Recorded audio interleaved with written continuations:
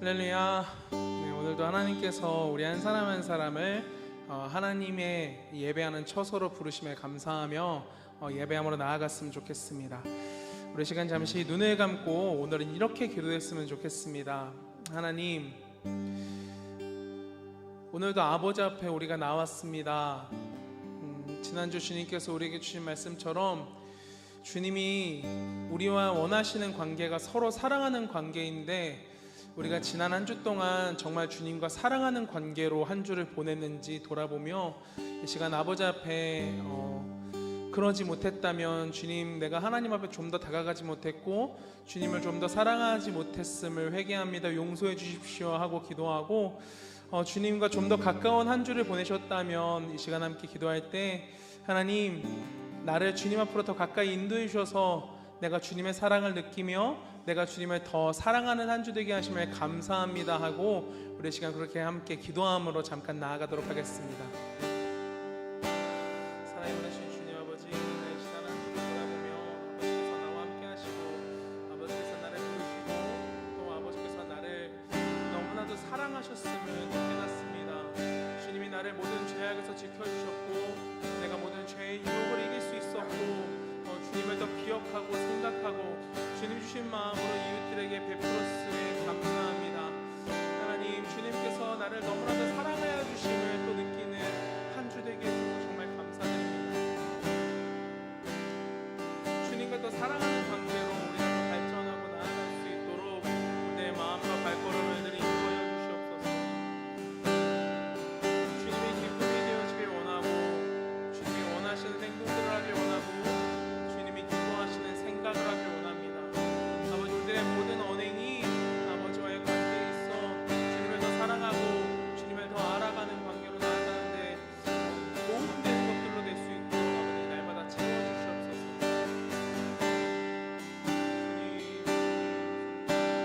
우리가 오늘도 나왔습니다. 주님 사랑하는 마음 가지고 나왔습니다. 주님을 더 알게 하여 주십시오. 이 예배를 통하여 하나님의 말씀을 통하여 주님을 찬양하고 주님 앞에 기도하는 시간을 통하여 주님을 더 알게 하여 주십시오.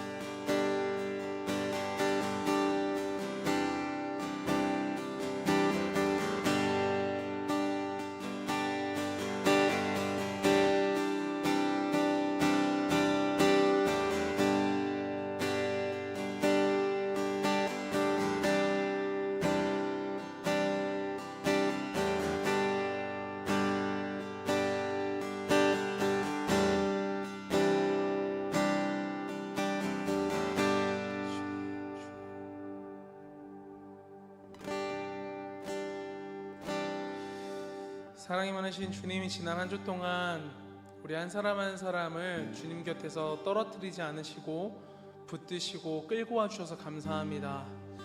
하나님, 우리의 연약함을 발견할 때에 성도된 우리는 내 스스로의 연약함, 내 스스로의 작음을 발견하고 바라보기보다 그런 나까지도 끝까지 사랑하시고 포기하지 않으시고 끌고 가주시는 하나님의 은혜를 발견하는 우리 될 수 있도록 아버지 함께하여 주시옵소서. 하나님, 주님께서 우리 예배하는 교회, 그 이름답게 오늘도 아버지 앞에 예배하는 교회 되길 원합니다. 정말 아버지를 참되게 예배하고 주님이 원하시는 예배를 드리는 오늘 시간 될 수 있도록 아버지 인도하여 주시옵소서. 우리의 마음과 시선 모든 것이 주님께만 집중되어지길 소원하고 바라며 예수님의 이름으로 기도드립니다. 아멘. 하나님께서 제 마음에 주신 마음대로 정말 예배하는 교회라는 이름으로 하나님께서 찬양을 쓰게 하셨어요. 그래서 우리 교회가 정말 이랬으면 좋겠다, 이렇게 예배하는 교회였으면 좋겠다 라는 마음으로 찬양을 썼는데, 하나님이 주시는 마음대로 이 찬양을 쓰면서 어떤 마음이 있었냐면, 앞으로 매주 이 찬양을 예배가 시작하고 끝나는 시간에 불러서 우리가 정말 어떻게 하나님 앞에 예배하며 살아가야 되는지를 우리로 하여금 모두 기억했으면 좋겠다는 그런 마음이 있어서 오늘도 이 시간 예배하는 교회에 함께 찬양하면서 오늘 아버지 앞에 예배 올려드리도록 하겠습니다.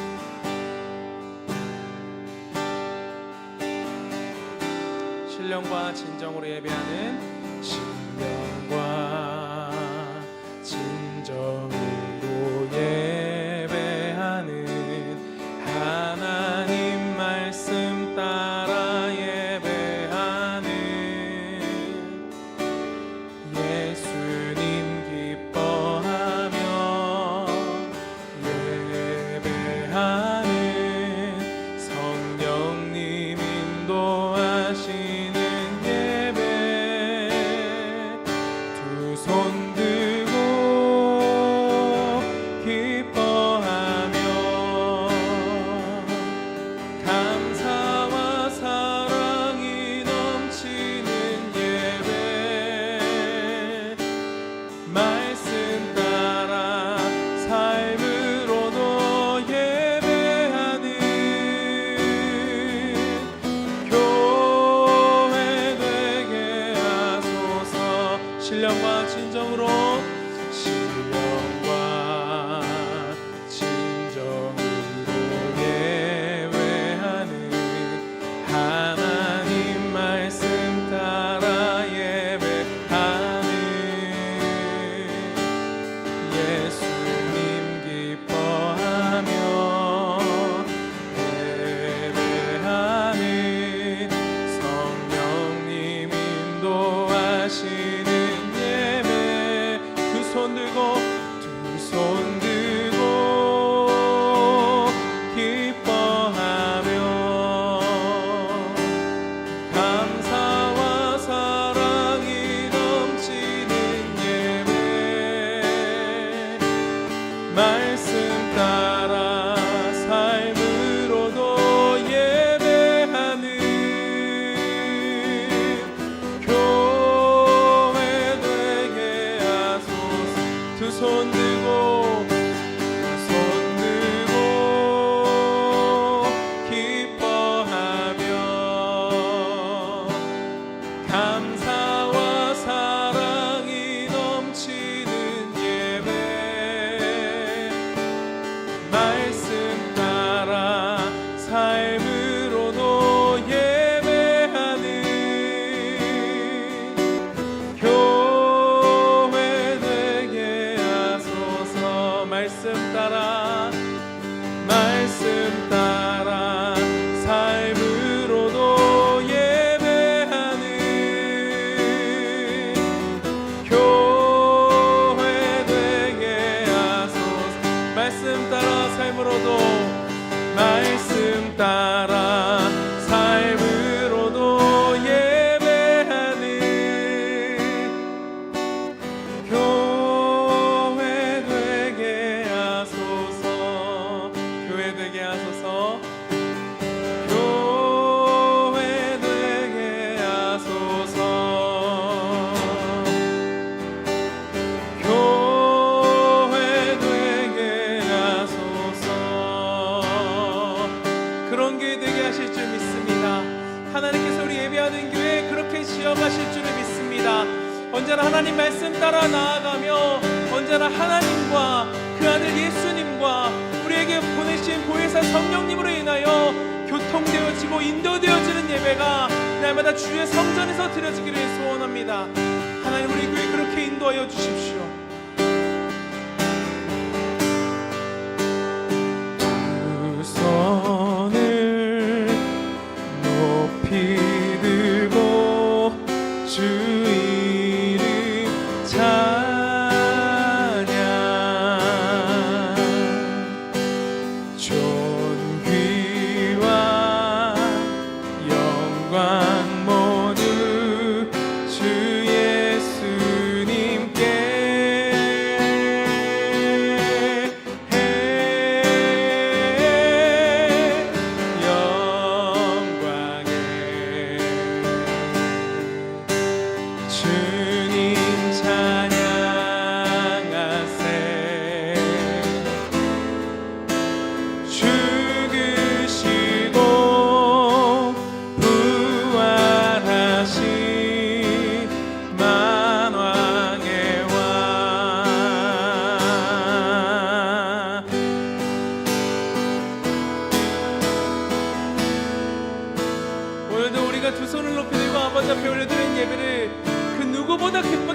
하나님을 찬양합니다.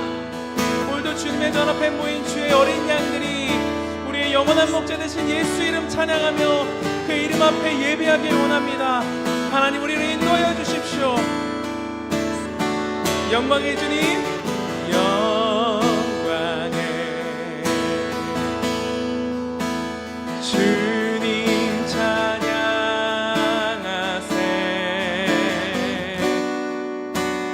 모든 영광 능력 찬송 예수님께.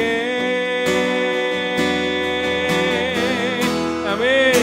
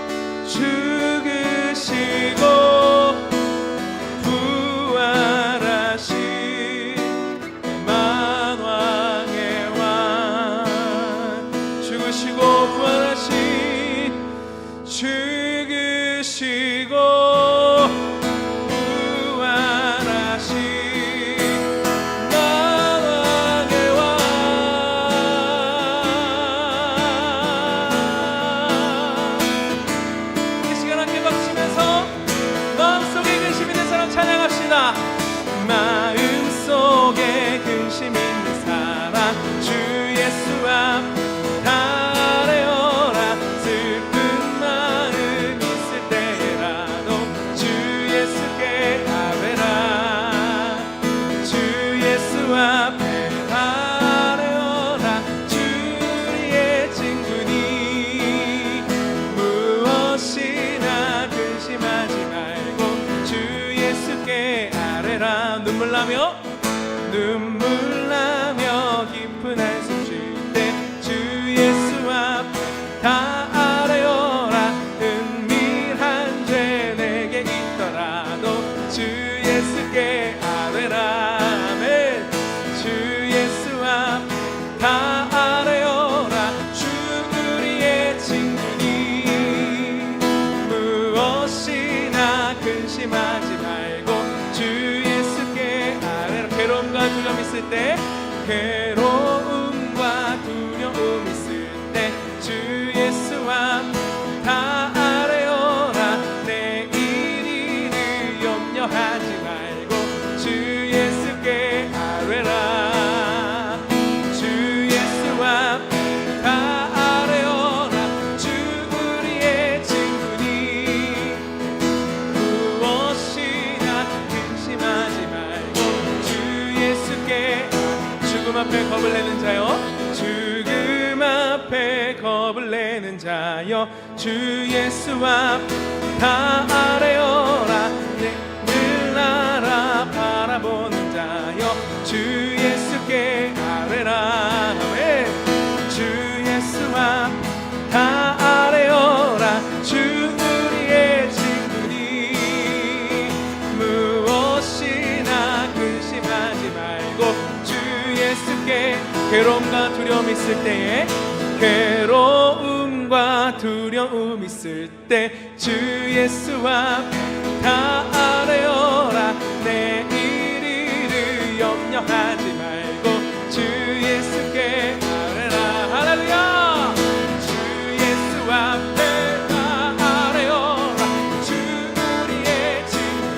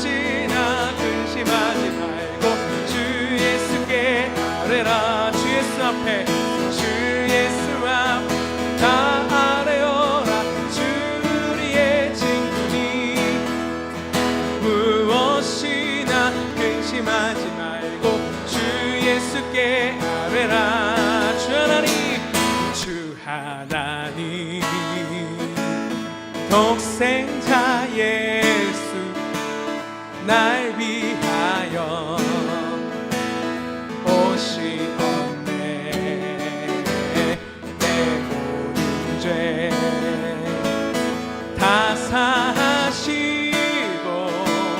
죽음에서 부활하신 나의 구세주. 다시 한번 주 하나님, 주 하나님, 독생자 예수 날 위하여 오시었네. 내 모든 죄 다 사하시고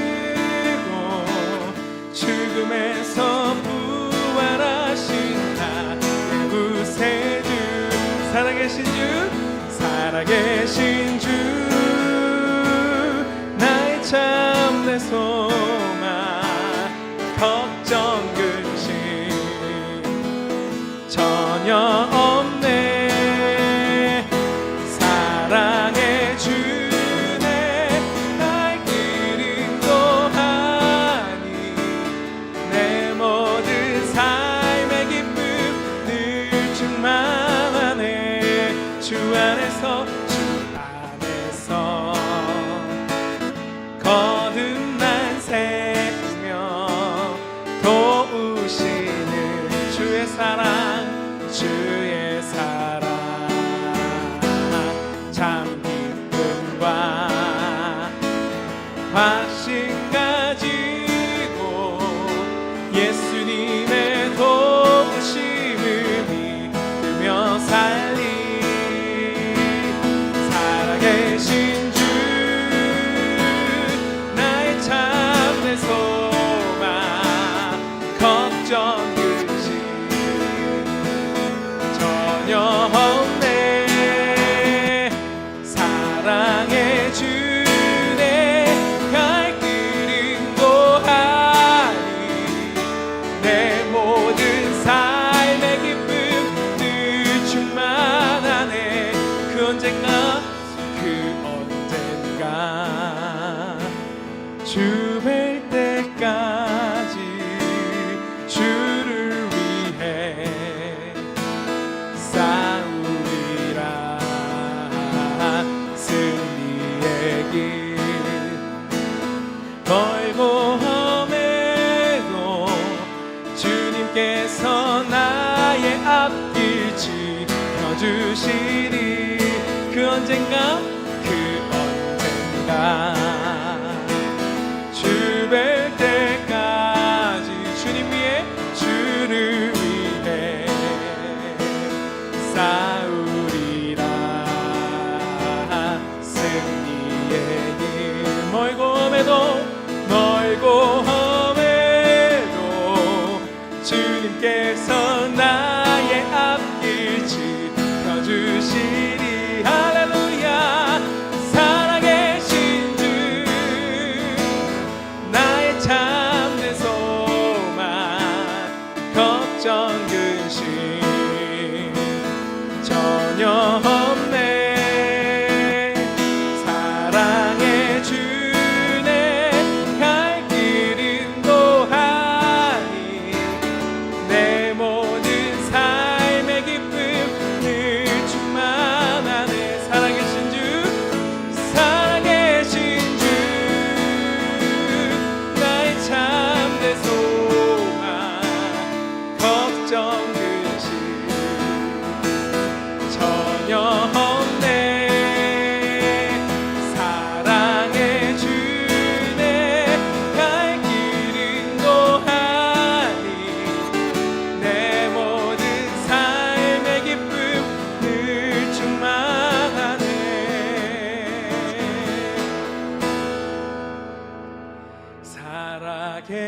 살아계신 주, 나의 참된 소망, 걱정 근심 전혀 없네.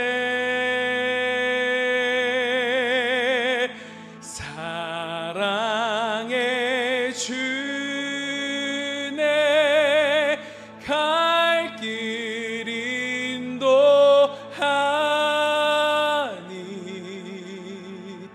내 모든 삶의 기쁨 늘 충만하네.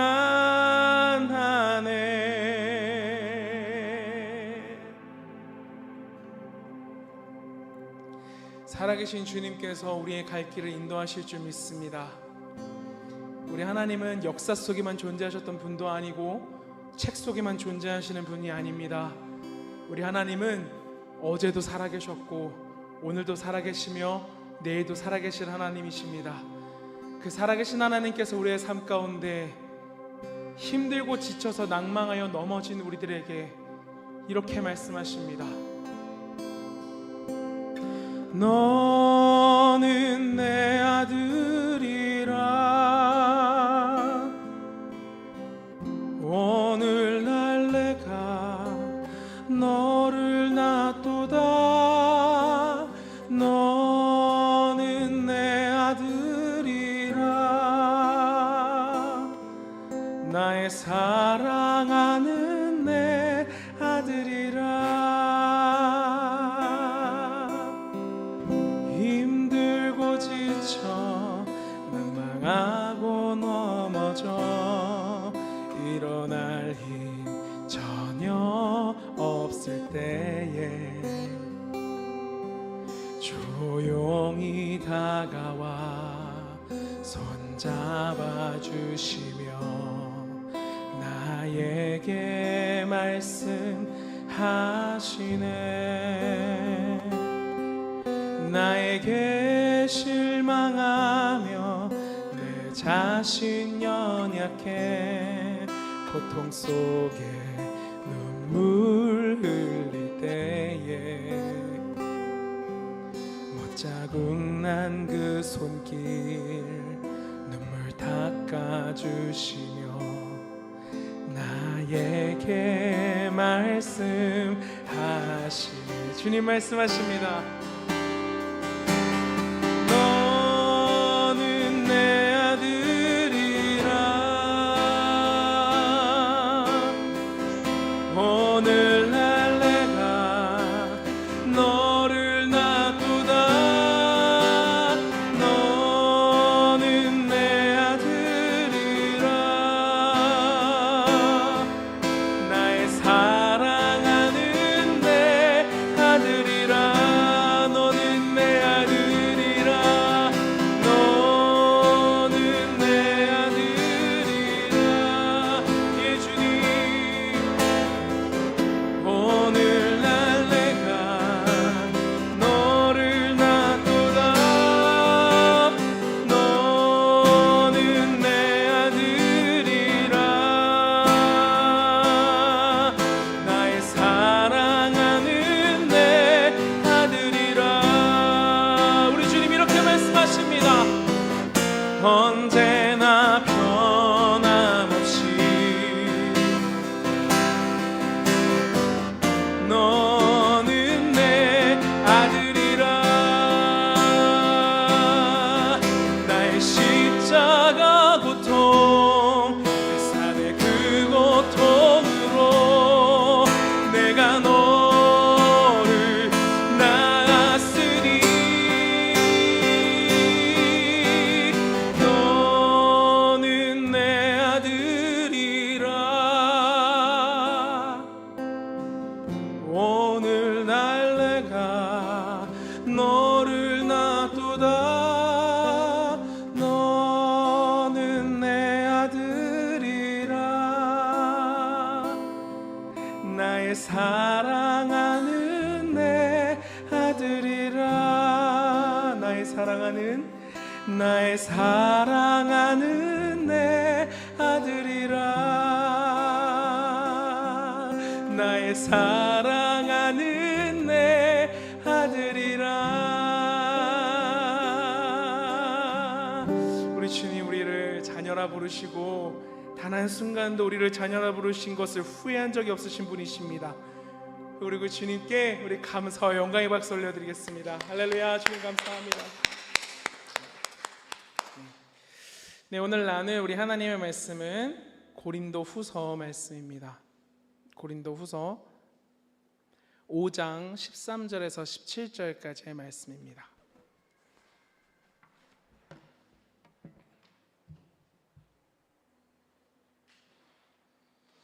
고린도 후서 5장 13절에서 17절까지의 말씀입니다.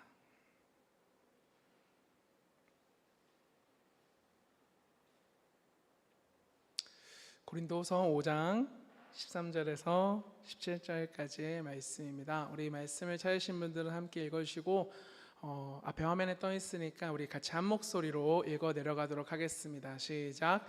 우리가 만일 미쳤어도 하나님을 위한 것이요 정신이 온전하여도 너희를 위한 것이니 그리스도의 사랑이 우리를 강권하시는도다. 우리가 생각하건대 한 사람이 모든 사람을 대신하여 죽었은즉 모든 사람이 죽은 것이라. 그가 모든 사람을 대신하여 죽으심은 살아있는 자들로 하여금 다시는 그들 자신을 위하여 살지 않고 오직 그들을 대신하여 죽었다가 다시 살아나신 이를 위하여 살게 하려 함이라. 그러므로 우리가 이제부터는 어떤 사람도 육신을 따라 알지 아니하노라.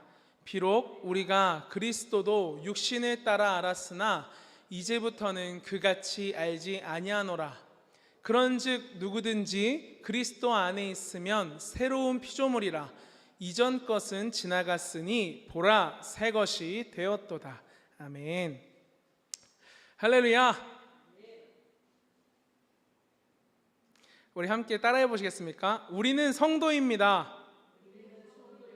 네, 그리고 자기 가슴에 손을 얹고 나는 성도입니다. 나는 하나님의 자녀입니다. 나는 하나님의 사랑받는 백성입니다. 아멘. 우리 그 사실을 잊지 마시기를 바랍니다.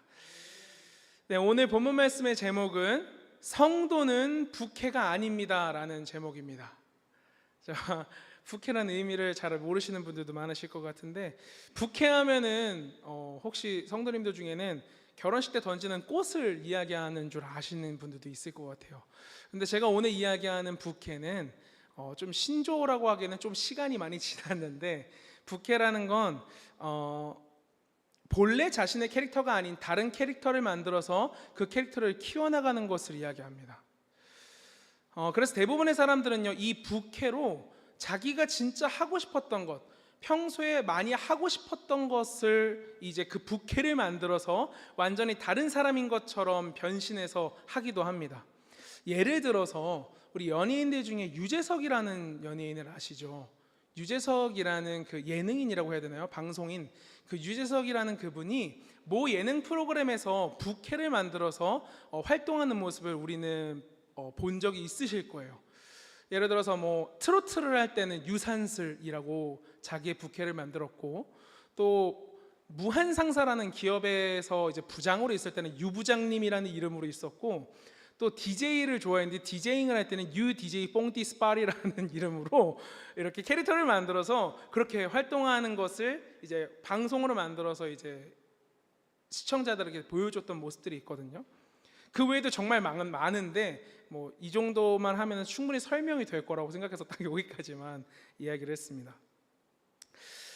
이처럼 부캐는요, 평소에 내가 알고 있는 그 사람의 이미지에서 완전히 벗어나 다른 사람처럼 활동하는 것을 말해요. 그래서 제가 이번 주에 말씀을 준비하면서 이런 생각을 해보게 됐어요.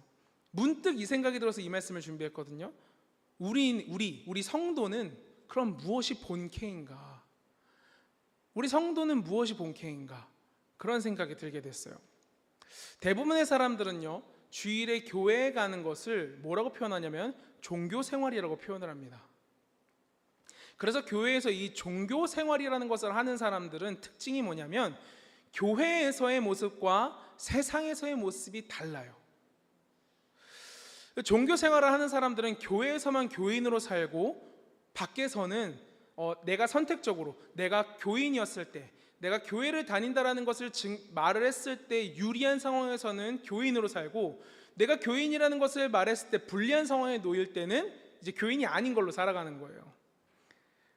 이제 한국에서 이제 사역할 때 이제 차량 운행을 하잖아요. 이제 그때 스타렉스로 차량 운행을 했는데 이제 목사님들 사이에 그런 얘기가 있었어요. 스타렉스의 십자가를 거냐 마냐. 이제 스타렉스의 십자가를 걸면은 아무래도 신호 같은 것도 좀 더 많이 신경 쓰게 되고, 만약에 자기가 좀 사람들한테 부끄러운 모습으로 운전을 할 때 이제 그게 십자가가 걸려 있으면 민망하니까 거냐 마냐 막 그런 걸 좀 우스갯소리로 이야기를 했었는데, 그런 것처럼 밖에서 우리가 성도로서 살아가는 그 모습이 우리의 삶에 완전히 피부로 와닿아서 내가 어디로 가든 성도로 살아가야 되는데, 그러지 못한 사람들을 우리는 교인이라고 말을 하기도 하고 종교 생활하는 사람들이라고 이야기를 하기도 합니다. 왜냐하면 종교생이라고 이야기를 할 수밖에 없는 이유가 뭐냐면요, 여러분은 종교가 뭐냐면 사람이 자기의 필요에 따라서 만든 게 종교예요. 그러니까 사람이 내가 할 수 없는 영역, 내가 어떻게 해낼 수 없는 영역이라는 걸 인지하고, 그러면 내가 무언가 절대적인 존재한테 빌어야겠다, 절대적인 존재한테 이 도움을 구해야겠다라고 해서 만든 게 종교예요. 그래서 보면은 이런 말도 있어요. 무신론도 종교다. 왜냐하면 신이 없다라는 것을 믿어야만 무신론을 만들 수가 있고 완성할 수 있거든요. 그런 분들도 있으면서 또 어떤 분들도 있냐면, 하나님을 믿느니 내 주먹을 믿겠다, 그리고 하나님을 믿느니 내가 가진 돈을 믿겠다, 내가 가진 권력을 믿겠다, 내가 뭐가 아쉬워서 하나님을 믿느냐 라고 이야기하는 사람들도요, 그들에게는 종교가 뭐냐면 돈이고, 그들에게는 종교가 주먹이에요. 그런 것처럼 사람들은 알게 모르게 자기도 모르는 사이에 종교를 만들어서 각자의 삶에서 그렇게 살아갑니다. 이스라엘 역사에 보면 항상 빠지지 않고 등장하는 신들이 있는데요, 누구냐면 바알과 아세라라는 신이에요. 이 바알 신과 아세라 신이 당시에 어떤 것을 상징했냐면 풍요의 신, 또는 비를 내리는 신, 혹은 잉태의 신이라는 그런 이름, 여러 가지 이름으로 이제 사용이 됐어요. 그 밖에도 참 많은 우상들이 있었고 신들이 있었거든요. 그런데 이때 당시에는 왜 비의 신, 왜 풍요의 신으로 굳이 만들었어야 했냐? 사실 여러분들 아시다시피 요즘 같은 세상에서는요, 각자가 가지고 있는 재능, 달란트로 굳이 하늘에서 비가 내리지 않아도 부자가 될 수 있어요. 굳이 하늘에서 하늘이 돕지 않아도 뭔가 내가 하고자 하는 일들을 행해서 성실하게만 행해서 일을 하면은, 달란트만 잘 개발해서 하면은 부자가 될 수 있고 풍요로운 삶을, 가난하지 않은 삶을 누릴 수 있었어요. 그런데 그 옛날에는 하늘에서 비가 내리지 않으면 어떻게 되면 다 굶어 죽는 거예요. 먹을 게 없어요, 일단. 그러니까 풍요는 둘째치고 먹을 게 없으니까 누군가한테, 비라는 거는요, 아마도 지금 이 시대에 와서도 내가 하늘 앞에 뭘 한다고, 뭐 기우제 이런 거 한다고 비가 오겠어요? 여러분 생각을 해보세요. 그러니까 비라는 게 하늘에서 내리기 위해선 지금도 방법이 없어요.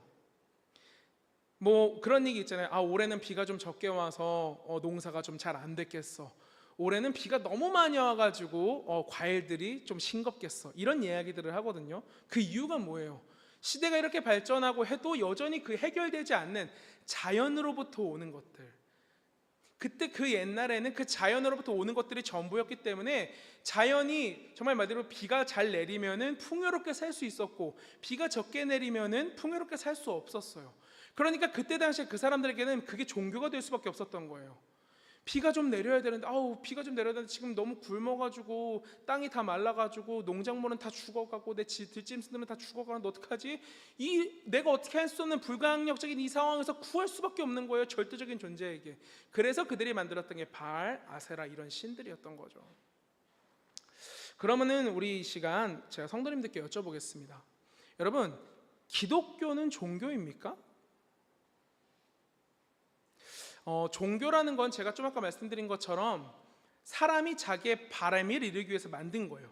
그러면 또 다른 말은 뭐냐면, 자기의 바람이 이루어지면 그 종교는 필요해요, 필요하지 않아요? 더 이상 필요하지 않아요.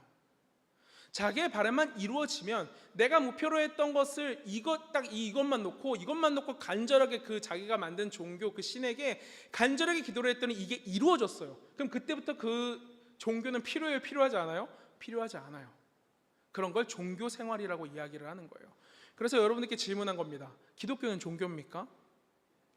우리는 모두 알고 있습니다. 나의 바람이 이루어지든 바람이 이루어지지 않든 기독교는 종교가 될 수가 없어요. 어쩌면 이렇게 이야기하는 사람도 있어요. 기독교는 구원에 대한 것을 핵심으로 다루기 때문에 사람이 태어나서 죽을 때까지 아무리 똑똑하고 아무리 잘나고 아무리 권력이 넘쳐도 해결할 수 없는 사후의 세계의 그 구원이란 영역, 천국에 가는 그 영역은 사람이 어떻게 할 수 없기 때문에 기독교는 그래서 유지되는 것이다 라고 이야기하는 사람도 있어요. 그런데 아닙니다. 여러분들은 예수님을 믿는 성도들이기 때문에 단호하게 누군가가 기독교는 종교입니까? 물어보면 아닙니다라고 이야기하면서 뭐라고 말씀하셔야 되냐면, 기독교는요 스스로 계신 하나님 그 자체입니다. 사람이 자기가 원해서 만든 게 아니에요. 스스로 계신 하나님 그 자체이기 때문에 기독교는 종교가 될 수 없어요. 그래서 태초부터 존재하셨고 세상 끝날과 그 다음까지도 존재하실 하나님을 따르는 피조물들의 하나뿐인 모임입니다. 그것을 굳이 이름 정해서 기독교라고 부를 뿐이에요. 그래서 한번 생각해 보게 되었어요. 다시 본문으로 돌아와서 성경이 우리의 정체성을 그럼 무엇라 하는지 함께 우리가 말씀을 한 절씩 읽으면서 우리가 한번 알아보도록 하겠습니다. 고린도서 5장 14절 말씀 우리 함께 읽어보도록 할게요. 시작. 그리스도의 사랑이 우리를 강권하시는도다. 우리가 생각하건대 한 사람이 모든 사람을 대신하여 죽었은즉 모든 사람이 죽은 것이라. 성경은 우리에게 한 사람이신 예수님께서 모든 사람을 대신해서 죽으셨기 때문에 사실상 우리 모두는 죽은 목숨이다라고 이야기를 해요. 그렇기 때문에 이 사실, 이 복음, 예수님께서 우리를 위해 십자가에 대신해 죽으셨습니다. 우리가 죽었어야 할, 우리가 져였어야 할 그 십자가를 대신해 지셨기 때문에 우리는 이미 죽은 존재입니다라는 게 믿어지는 사람들은요, 그 사실을 기억해야 돼요. 우리는 이미 죽은 자입니다. 예수님 안 믿는 사람들 앞에서 이런 얘기하면 미친 사람 소리 듣겠죠. 그런데 예수님을 믿는 우리는요, 적어도 우리라면 예수님께서 우리를 대신해 죽으셨기 때문에 우리는 사실상 죽은 존재라는 걸 늘 기억하고 있어야 돼요. 그래서 15절 말씀에 이어서 뭐라고 말씀하십니까? 함께 읽어볼게요. 시작. 그가 모든 사람을 대신하여 죽으심은 살아있는 자들로 하여금 다시는 그들 자신을 위하여 살지 않고 오직 그들을 대신하여 죽었다가 다시 살아나신 이를 위하여 살게 하려 함이라. 아멘. 예수님께서 모든 사람을 대신하여 죽으신 이유에 대해서 사도 바울이 이야기를 하는데 이렇게 말합니다. 살아있는 자들로 하여금 다시는 그들 자신을 위하여 살지 않고 오직 그들을 대신하여 죽었다가 다시 살아나신 이를 위하여 살게 하려 함이라. 성경은 우리에게 본질상 죄인인 우리에게 우리가 각자의 원함과 바람대로 살아가면은 분명히 패망의 길로 갈 수밖에 없다라는 존재라는 걸 알고 계셨어요. 그래서 우리의 바람과 원함대로 살아가는 게 아니라 우리를 대신하여 죽으신 예수님을 위해 살게 하려고 예수님께서 죽으신 것이라고 이야기를 합니다. 이렇게 생각할 수 있어요. 아니, 죽으신 건 죽으신 거고 왜 우리가 굳이 예수님을 위해 살아가야 돼요? 그러면 내가 원하는 대로 좀 살아가면 안 돼요? 내가 원하는 일이, 내가 하고 있는 일이 좋은 일일 수도 있잖아요. 그 좋은 일을 하면서 하나님께서 함께 해주셔서 그 좋은 일이 잘 돼서 세상에 예수님의 이름이 널리 퍼지는 방법도 있을 거 아니에요. 그런데 왜 굳이 내가 내 뜸과 내 꿈조차 꾸지 못하고 왜 하나님이 원하시는 예수님을 위해서 살아가야 되는 삶을 살아가야 합니까? 라고 질문하는 사람도 있을 수 있어요. 그런데 우리가 생각을 해봐야 됩니다. 여러분 생각해 보십시오. 우리는 본질상 죄인입니다. 그것을 항상 염두에 두고 들으세요. 여러분이 알고 있는 가장 흉악한 범죄자가요, 만약에 세상한테 맨날 감옥만 들락날락하고 뭐 뻑하면 사람 죽이고 막 이런 흉악한 범죄자가 있어요. 그런 사람이 갑자기 세상한테 이렇게 얘기해요. 나 좀 내가 살고 싶은 대로 냅두면 안 돼요? 내가 살고 싶은 대로 좀 살게 냅두세요. 이렇게 얘기했을 때 그 사람을 그냥 두는 사람이 세상에 몇이나 있겠어요? 또 하나는 한 아이가 있어요. 맨날 사고만 쳐요. 맨날 말썽만 피고 맨날 사람들이 힘들게만 하고 이 사람 저 사람 괴롭히기만 해요. 그 아이가 부모에게 이렇게 얘기합니다. 엄마 아빠 나 좀 살고 싶은 대로 냅두면 안 돼? 내가 알아서 좀 할게. 그걸 그냥 냅두는 부모가 세상에 어디 있어요? 하나님은 우리를 사랑하십니다. 저번 주에 말씀드렸죠. 하나님께서는 우리와 사랑하는 관계를 갖길 원하세요. 서로 사랑하는 관계요. 그 사랑하시는 하나님께서는 우리가 그렇게 멸망하는 걸 두고 보실 수가 없는 분이세요. 본질상 죄인인 우리는 우리가 원하는 대로, 그 원함대로 살아가다가는 절대로 옳은 길로 갈 수 없는 존재라는 거. 어느 순간 돈의 눈이 뺏기고, 어느 순간 권력의 눈이 뺏기고, 어느 순간 명예의 눈이 뺏기고, 어느 순간 인기의 눈이 뺏기고, 어느 순간 하나님이 아닌 다른 존재의 눈이 뺏겨서 자기가 진짜 꿈꾸고 살아가고자 하는 그 길로 온전하게 걸어가는 게 아니라 어느 순간 삐딱선을 서서 엉뚱한 길로 갈 수밖에 없는 본질상 죄인이라는 걸 하나님은 알고 계셨어요. 그렇기 때문에 이 사람들이 이렇게 냅두면 안 되겠다, 무언가 한 길을 만들어야겠다 해서 예수 그리스도, 하나님께서 자기의 독생자를 땅에 보내셔서 죽이시면서 그 구원의 길을 여시고, 그 길로 하나님의 양들, 자기가 사랑하는, 정말 생명도 아끼지 않고 사랑하는 그 자녀들을 그 길로 초청해 주신 거예요. 그 길로 초청해 주신 그 하나님의 은혜가 무엇인지를 우리는 늘 기억해야 합니다. 하나님께서는 본질상 죄인인 우리가 우리의 원함대로 살다가는 모두 패망의 길로 갈 수밖에 없는 존재라는 것을 이미 알고 계셨습니다.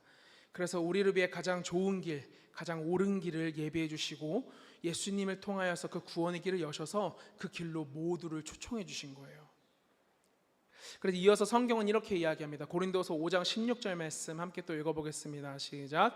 그러므로 우리가 이제부터는 어떤 사람도 육신을 따라 알지 아니하노라. 비록 우리가 그리스도도 육신을 따라 알았으나 이제부터는 그같이 알지 아니하노라.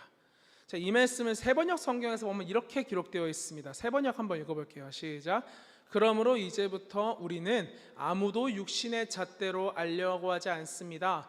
전에는 우리가 육신의 잣대로 그리스도를 알았지만 이제는 그렇지 않습니다. 이 말씀에서 바울은 이미 예수님의 죽으심으로 이전 사람이 죽게 된 성도는 더 이상 이전부터 행하던 그 육신의 잣대, 이전으로부터 판단되어지고 이게 정죄되어졌던 그 육신의 잣대로 판단되어질 수 없는 존재가 되었다라고 이야기를 해요. 근데 이 말은 두 가지 의미가 포함되어 있습니다. 하나는 이것입니다. 로마서 8장 1절에서 2절 말씀인데요. 한번 읽어볼게요. 시작. 그러므로 이제 그리스도 예수 안에 있는 자에게는 결코 정죄함이 없나니 이는 그리스도 예수 안에 있는 생명의 성령의 법이 죄와 사망의 법에서 너를 해방하였음이라. 아멘. 예수님의 피값으로 구원함을 받은 성도는요, 그 누구도 감히 정죄할 수 없는 존재가 되었다라고 이야기를 하신 거예요. 그리고 또 하나 이것입니다. 이게 제가 생각할 땐 좀 더 중요한 것 같아요. 이 로마서 8장 1절에서 2절 이 말씀이 성립되어지고 하나님께서 그렇게 정하셨어요. 너희는 이제 그 어떤 세상의 법으로 정죄함 받을 수 없다라고 아예 정하셨어요. 그냥 그렇게 정하셨어요, 하나님이.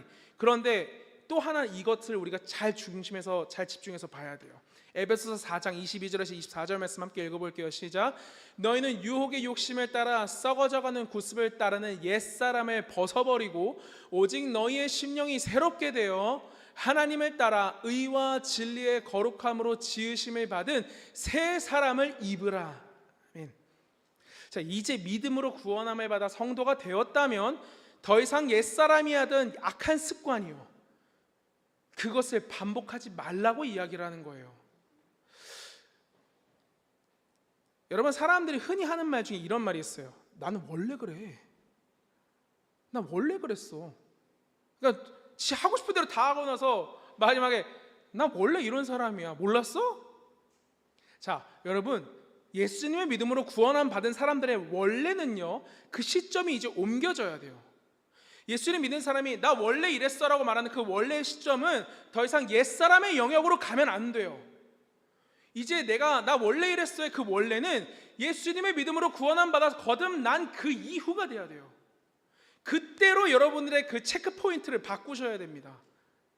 그래서 내가 완전 밑바닥까지 떨어지고 나의 상태가 엉망이 되고 내 모든 환경과 그 모든 게 무너져서 이제 더 이상 설 곳이 없는, 정말 누가 봐도 처절하게 밑바닥으로 떨어진 그 상황이 되는 그 밑바닥이 이제는 옛사람의 영역이 아니라 예수님의 믿음으로 구원받은 바로 그 시점이어야 된다는 거예요. 여러분 옛사람이 혹시라도 여러분의 삶 가운데 튀어나오려고 하는 순간이 우리들에게 언제든 찾아오거든요. 그럴 때마다 여러분들 옛사람들에게 이렇게 선포하십시오. 띄워주시겠어요? 제가 앞에 숫자를 부를 테니까 뒤에서 같이 읽어주시면 돼요. 하나, 나는 예수님의 십자가로 새로운 피조물이 되었다. 둘, 나는 예수님의 십자가로 더 이상 옛사람이 짓던 죄를 범하지 않을 것이다. 셋, 나의 옛사람은 예수님의 십자가와 함께 죽었고 나는 예수님의 부활하심과 함께 다시 태어났다. 넷, 나는 죄가 싫다. 나는 예수님이 좋다. 아멘. 여러분 옛사람이 여러분 속에서 튀어나오려고 할 때마다 여러분 옛사람에게 선포하십시오. 저리 가. 나 이제 더 이상 너랑 상관없는 사람이야. 나는 너랑 같은 사람이 아니라 나는 이제 너랑 다른 사람이 됐어. 더 이상 내 속에서 튀어나오지 마 라고 당당히 옛사람에게 선포하십시오. 그러면 여러분 속에서 튀어나오려고 했던 그 옛사람은요, 누구의 이름을 들어요? 예수 그리스도의 이름을 듣기 때문에 무서워서 벌벌 떨면서 도망할 것입니다. 그리고 여러분의 그 선포를 통해, 그 고백을 통해 들으신 여러분과 늘 함께 하시는 도우시는 보혜사 성령께서 여러분들을 그 죄의 영역에서 벗어나 하나님이 기뻐하시는 길로 갈 수 있도록 끌어가 주실 것입니다. 그리고 성경은 우리에게 다시 한번 명확하게 이렇게 말합니다. 우리 이 말씀은 좀 더 힘있는 목소리를 함께 힘차게 읽어보도록 하겠습니다. 시작. 그런즉 누구든지 그리스도 안에 있으면 새로운 피조물이라. 이전 것은 지나갔으니 보라 새 것이 되었도다. 아멘. 여러분은 이제 새로운 피조물입니다. 믿으십니까? 더 이상 옛사람의 모습으로 돌아가지 마십시오. 여러분 기억하십시오. 성도는요 절대 부캐가 될 수 없습니다. 여러분에게 있어서 성도는 여러분의 또 다른 삶이나 또 다른 얼굴이나 또 다른 이름으로 될 수 없고 또 다른 캐릭터도 될 수 없습니다. 성도였다가 갑자기 뭐 일반인과 성도가 나뉘어지는 막 그런 개념이 아니라 성도는 이제 여러분 자체, 여러분의 정체성이 되었고 성도는 여러분 본 모습이 되었어요. 기억하십시오. 성도가 여러분의 본캐이고 본 모습입니다. 성도는 어느 곳에 있든 성도여야 하고 성도는 어떤 상황에서도 성도여야 하며 성도는 어떤 상태에서도 성도여야 하고 성도는 어떤 환경에 놓여 있어도 성도여야 합니다. 절대로 옛사람으로 돌아가지 마세요. 여러분들의 옛사람의 모습을 기억하고 있는 여러분 주변에 누군가가 있을 수 있습니다. 그 사람이 야 너 원래 이랬는데 이러면서 비아냥거리는 때가 올 수 있어요. 저 그런 소리 얼마나 많이 들었겠습니까? 제 주변에 저 같이 한국에 사역하던 청년, 제가 이제 어릴 때부터 같이 교회에서 제가 사역하던 교회에서 제가 거의 완전 아기 때부터 다녔기 때문에 저의 어릴 때 그 기저귀 가는 모습까지도 모두 기억하시는 성도님들이 저희 교구 식구였어요. 그리고 그렇게 같이 신앙생활을 했던 청년들이 있었어요. 그러니까 그 청년들이 맨날 이제 중고등부 이제 아이들이랑 수련하고 얘기하면은 항상 수련회 때 빼지지 않고 나오는 단골 멘트가 뭔지 아세요? 야, 니들도 예수님 믿어서 해. 예수님 믿으면 변할 수 있어. 여기 유정민 전도사님을 봐. 이게 단골 멘트였어요. 사실 저는 그렇게 뭐 대단하게 악한 행동을 하지도 않았었고 저렇게 죄도 많이, 사실 제가 생각할 때 저렇게 나쁜 일 많이 안 했어요. 그런데도 그런 제 모습이었어도 저의 옛사람을 기억하는 저의 이웃들, 저의 친구들이 그렇게 이야기를 했단 말이에요. 저도 모르는 사이에 제가 바뀌었어요. 언제부터요? 예수님을 만난 뒤로. 그러니까 그렇게 이야기를 할 때 그 말에 또 저런 얘기하네 이렇게 신경 쓰실 필요 없어요. 그냥 내가 바뀌었구나. 내가 진짜 새 사람이 되었구나. 내가 진짜 예수님이 나를 구원하신 그 십자가의 은혜로 내가 진짜 새 사람이 되었구나. 감사하고 감격하십시오.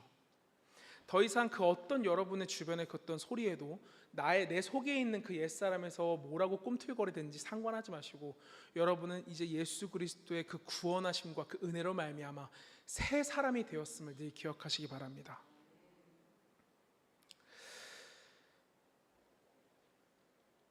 여러분이 힘들고 어렵고 밑바닥을 쳐도 아까 말씀드린 것처럼 그 밑바닥이 옛사람의 영역이 아닌 예수님을 믿고 구원함 받아 새롭게 태어난 그 시점이고 그 장소여야 되고 그때여야 합니다.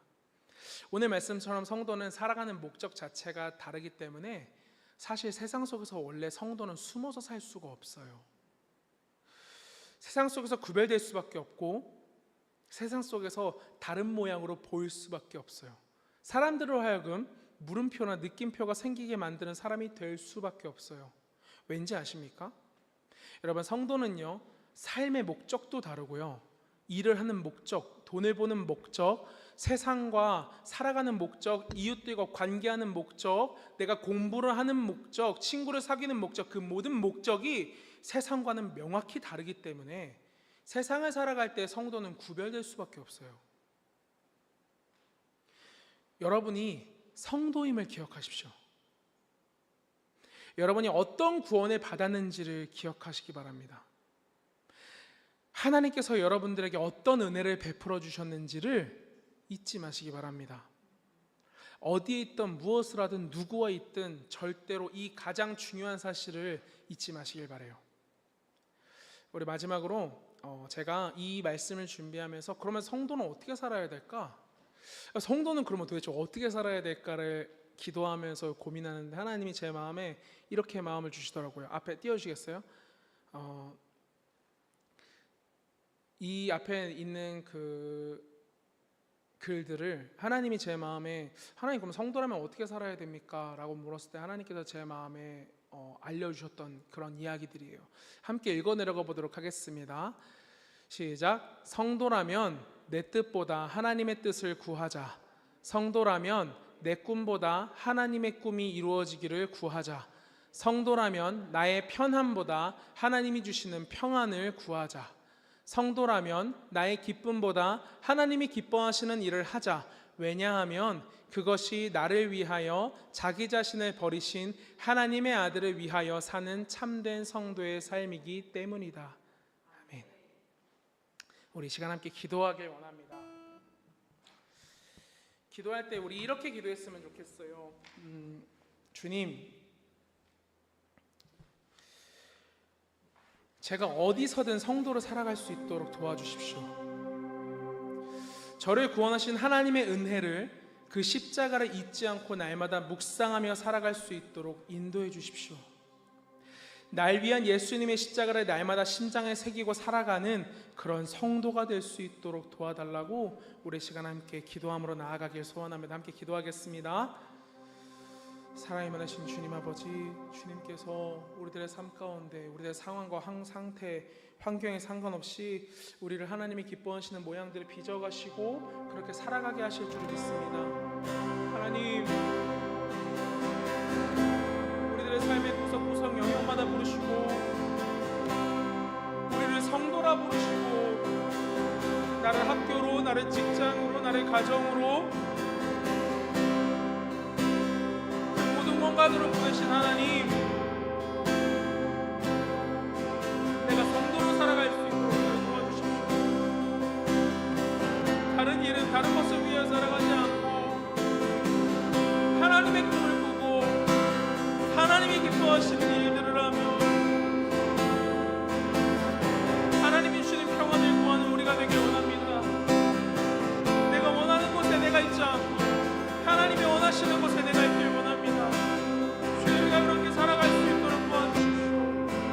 우리가 참된 성도로서 그렇게 살아갈 수 있도록 도와주십시오. 어디를 가든 무엇을 하든 누구와 있든 내가 성도임을 기억하게 하여 주십시오.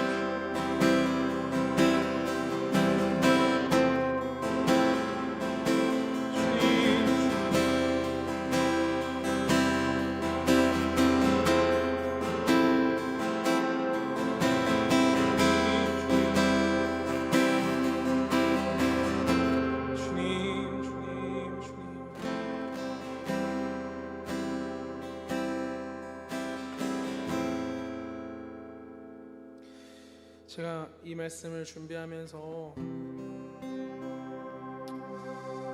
성도님들을 위해서 이렇게 기도를 하는데 하나님께서 참 우리 한 사람 한 사람이 참 힘든 시간들을 보내고 있구나라는 생각을 들게 하시더라고요. 각자 힘든 이유가 다르고 종류가 다르고 이유가 다를 것입니다. 그런데 우리 하나님께서 성도된 우리를 성도라고 부르시고 혼자 알아서 하라고 내버려 두시는 분이 아님을 기억하십시오.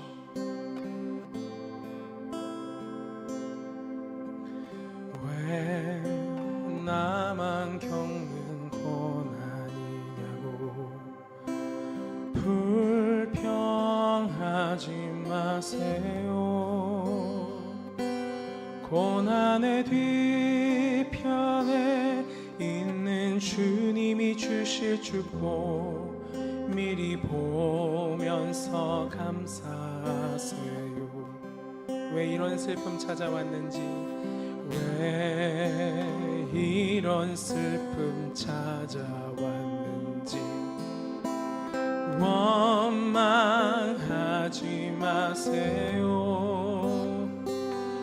당신은 잃은 것보다 주님께 받은 은혜 더욱 많음에 감사하세요. 너무 견디기 힘든 지금 이 순간에도 주님이 일하고 계시잖아요. 남들은 지쳐 앉아 있을지라도 당신만은 일어서세요. 힘을 내세요. 힘을 내세요. 주님이 손잡고 계시잖아요. 주님이 나와 함께함을 믿는다면 어떤 역경도 이길 수 있잖아요. 힘을 내세요. 힘을 내세요. 힘을 내세요. 주님이 손잡고 계시잖아요. 주님이 나와 함께함을 믿는다면 어떤 고난도 견딜 수 있잖아요. 여러분, 이 찬양의 가사처럼 왜 이런 슬픔 찾아왔는지 원망하지 마세요. 당신은 잃은 것보다 주님께 받은 은혜 더욱 많음에 감사하세요 라는 그 가사 뒤에요, 너무 견디기 힘든 지금 이 순간에도 주님이 일하고 계시다고 이야기합니다. 그리고 그 다음 가사가 우리가 기억해야 합니다. 남들은 지쳐 앉아있을지라도 당신만은 일어서십시오. 여러분, 성도는 말씀드린 것처럼 어떤 순간에서도 성도여야 합니다. 그런데 그냥 내 힘으로, 내 결단으로, 내 어떤 노력으로 성도로서 살아갈 수 있는 게 아니라 우리 주님이 손잡고 계시다는 것을 기억하십시오. 우리 주님이 여러분들의 손을 놓지 않고 계시다는 것을 기억하십시오. 우리 시간 함께 다시 한번 기도할 때 주님이 나를 성도로 부르셨고 주님 내 손 잡고 계심을 내가 늘 기억하게 해주십시오. 주님 나를 더 잡아주십시오. 주님 나와 더 함께 해주십시오. 주님 나를 더 끌어주십시오. 우리 그 주님 앞에 정말 어린아이와 같은 마음으로 아버지 앞에 정말 때를 쓰면서 이 시간 함께 기도하기 원합니다. 주님 내가 더 성도로 살아갈 수 있도록 원합니다.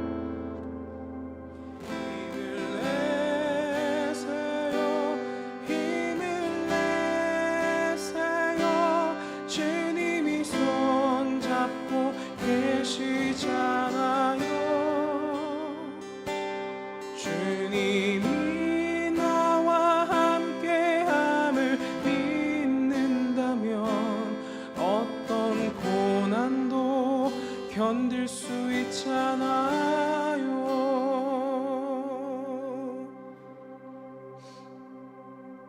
예, 주님,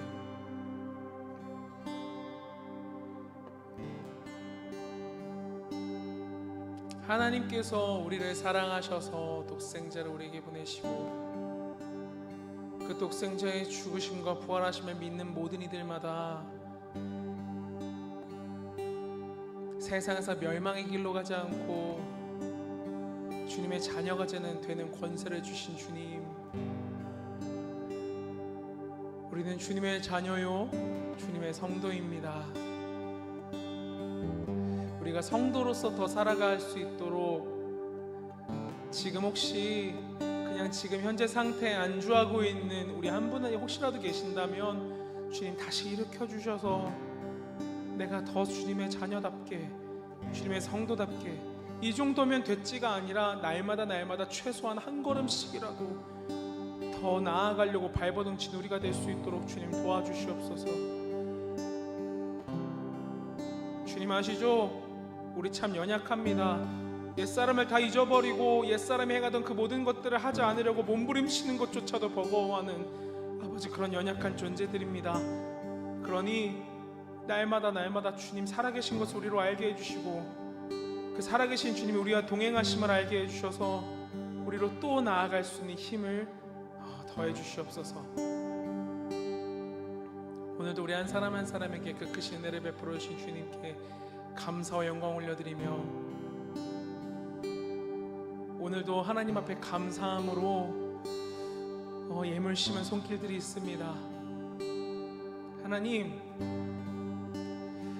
그 먼 옛날 과거에 두렙돈까지도 기쁘게 흠양하셨던 하나님, 한때로는 하나님 앞에 더 많이 드리지 못하는 것이 참 죄스럽고 죄송한 마음이 들 때가 있었습니다. 그런데 주님은 늘 우리에게 한결같이 말씀하시기를 하나님은 다 가지신 분이시기에 재물의 양을 보고 기뻐하시는 것이 아니라 드린 재물의 그 마음을 기뻐하게 받으시는 분이심을 우린 기억합니다. 하나님, 이 시간 우리가 주님 앞에 얼마를 드리고 얼마나 드렸던 그 드리는 예물의 그 마음을 기쁘게 흠양해 주셔서 우리 한 사람 한 사람이 주님 앞에 늘 복된 자로 살아갈 수 있도록, 복 있는 자로 살아갈 수 있도록 그들의 모든 삶 가운데 복의 복을 더하여 주시옵소서. 주님께서 그렇게 역사하실 것을 믿고 감사드리며 예수님의 이름으로 기도드립니다. 아멘. 우리 마지막으로 오늘 예배하는 교회 함께 찬양하고 예배 마치도록 하겠습니다. 신령과 진정으로, 신령과 진정으로 예배하는 하나님 말씀 따라 예배하는 예수님 기뻐하며 예배하는 성령님 인도하시는 예배, 신령과 진정으로 예배하는 하나님 말씀 따라 예배하는 예수님 기뻐하며 예배하는 성령님 인도하시는 예배, 두 손 들고 기뻐하며 감사와 사랑이 넘치는 예배, 말씀 따라 삶으로도 예배하는 교회 되게 하소. 두 손 들고 기뻐하며 감사와 사랑이 넘치는 예배, 말씀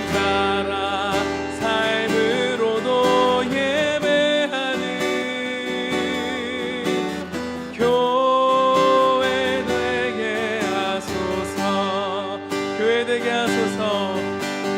교회 되게 하소서.